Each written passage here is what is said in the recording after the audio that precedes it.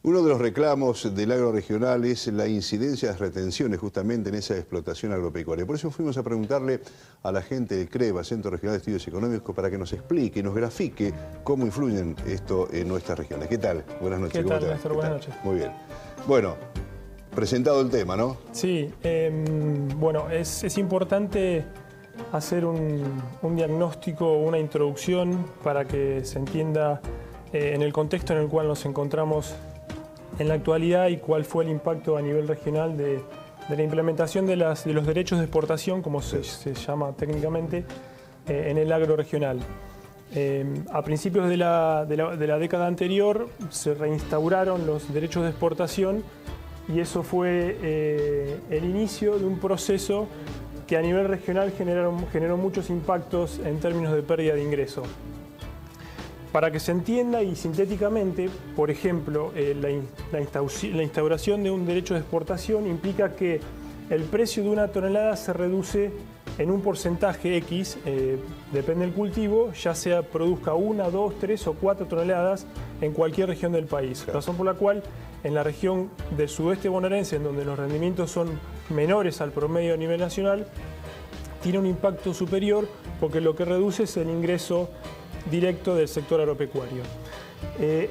Dicho esto, en esta placa podemos ver qué es lo que ha pasado en la última década en términos de participación de los derechos de exportación en la recaudación total a nivel nacional y cómo ha ido perdiendo participación de manera significativa. Vemos como en el año 2003 representaban un 6,5% de la recaudación total y en el último año eso se redujo al 3,5% en una clara tendencia decreciente, a pesar de que en algunos años, producto de precios internacionales muy altos, esa participación se incrementó. Pero la tendencia es muy clara a reducción en términos porcentuales en la recaudación total.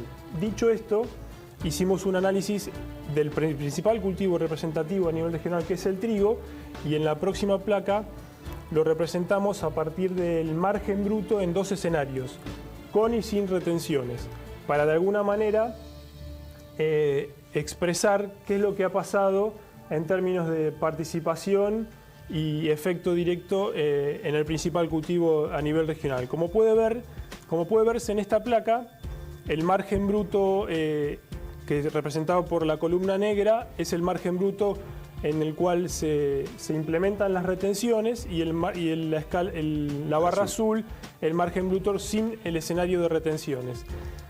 Se puede apreciar claramente el impacto importante que ha tenido a nivel regional en el principal cultivo, donde se reduce considerablemente el margen bruto por hectárea del principal cultivo de la región. Los años 2009, 2010 y 2011 y 2012, los últimos 4, los márgenes han sido muy inferiores al promedio y en algunos casos, como puede verse, han sido negativos. A ver, y eso genera un impacto importante a nivel regional en términos de ingresos. Peso de que esas retenciones, dijiste vos en la primera placa, porcentualmente son menores en lo que es la recaudación total, influyen mucho más en el productor que ve incluso con una rentabilidad negativa. Exactamente, eso es justamente lo que iba a decir a partir de ahora. A pesar de que a nivel anual, en los últimos años, la recaudación por retenciones fue positiva, a nivel de productor individual le ha generado un margen negativo. Esa es la gran paradoja de las retenciones. El Estado recauda, pero a pesar de esto, claro, el productor en regiones como la del sudeste bonaerense tiene márgenes negativos a partir de lo que vemos en el gráfico respecto al margen del trigo. Vamos a la siguiente. En la próxima placa, lo que intentamos expresar es la recaudación de los 5 cultivos producidos a nivel regional en términos de retenciones agrícolas desde el punto de vista de la etapa primaria solamente, porque a esto hay que agregarle las siguientes etapas industriales que también tributan retenciones, pero nosotros nos basamos en este caso en el análisis en la etapa primaria.